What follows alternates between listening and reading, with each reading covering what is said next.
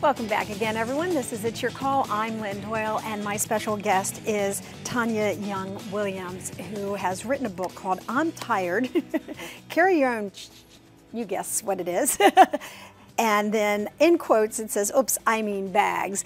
And it's all about her experiences dealing with carrying the baggage of her husband.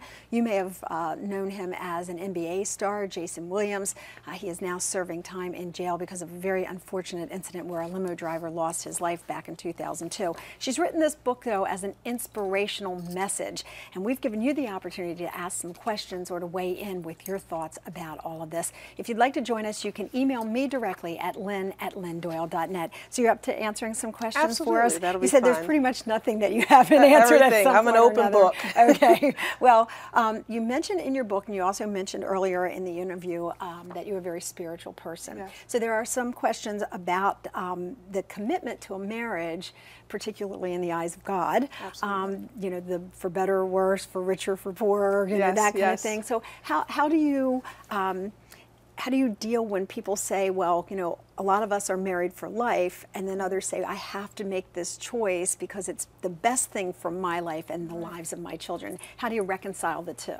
Well, I oftentimes think that our priest said for worse and for worse, and never better for worse. So I should get an out with that one right there. Just changing that for wedding vows right. for the centuries to come. That's right. It's null because of that.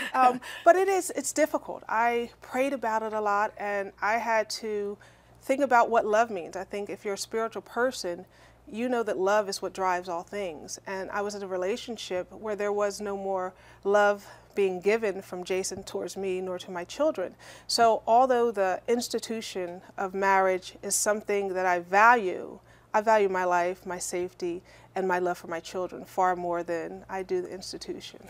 Did you still love him at the time that you made the decision to divorce? Absolutely. I still love who I thought he could be. I still love the person I knew at 18 years old before all the fame and all of the other things that go on top and layer. I love who I think Jayson could have become. So going through the divorce and filing for the divorce, it was tough. There were even times where we spent a time together after I filed, where we would go and have a great time with the children, and he would say, you're not sure about this. I'm like, yeah, I am. Yeah, so, that happens a lot, doesn't it? I bet you hear that from women all the time. Yes, they do. make that decision, and then, boy, doesn't it like seem like it turns around for a short period of time but or something they don't like have that. the stamina. Men oftentimes, when it's a bad relationship, someone in the relationship doesn't have the stamina to keep up the facade. And then you say, okay, that's why I'm filing. Okay. Not one to look back, but this question is actually about that night that Mr. Christophe was killed. Yes. Do you ever think how your life might have ended up if that incident had not happened?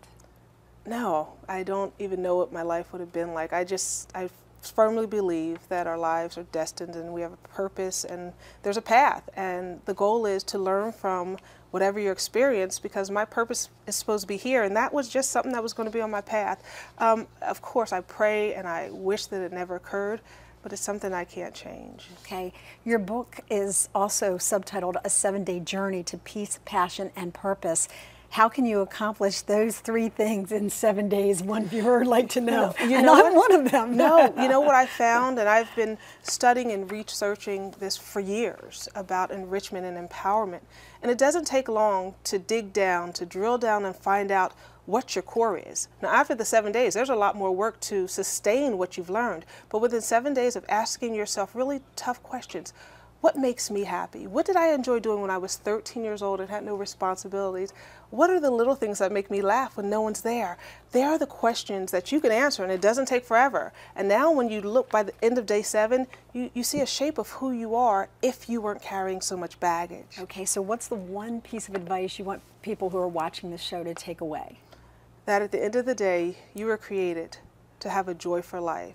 And joy is within you, and therefore, the only way to tap into it is to find that quiet space, and it's going to reveal itself. Okay.